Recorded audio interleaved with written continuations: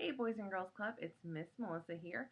We are in our final week of our summer program. I can't believe it, it's really flown by.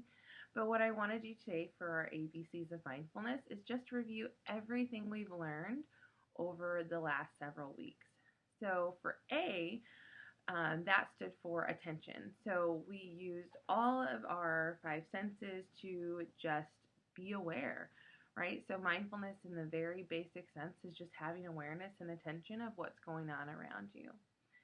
And then B was for breathing.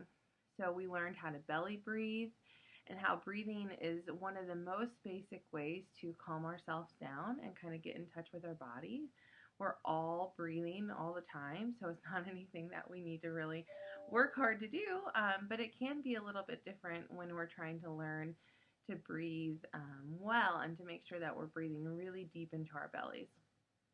C is for caring, and we talked about how we could care for one another and how spending time to think about how we can care for one another is mindfulness because it's causing us to think about others outside of ourselves, which we don't always do. D was for depending on others, and then we also talked about E for emotions.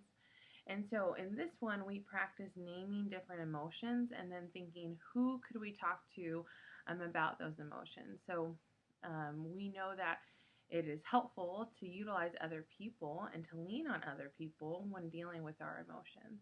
And mindfulness helps us be more aware of our emotions and helps us kind of just manage them a little bit more better than if we weren't aware of how we were feeling. And then we talked about F and G, so forgiveness and gratitude. So we learned a little bit about what forgiveness was and how we could practice it, but then we talked more about gratitude. So gratitude is really fun to practice.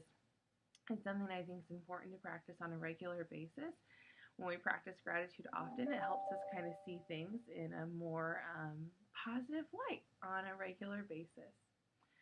So I hope you've enjoyed all these. I've never continued the alphabet past G, but maybe we could one day for the ABCs of mindfulness. But I hope that one part of this alphabet was helpful to you, and that's something that you can hang on to in practicing mindfulness. There are always tons of great resources online. Miss Megan makes our mindful moments that are posted throughout the week on our social media sites, so you could check out those if you wanted more ways to practice different mindfulness skills. And of course, if you ever have questions about mindfulness, you can reach out to me as well. All right, guys, until next time, I hope you have a good one. Bye.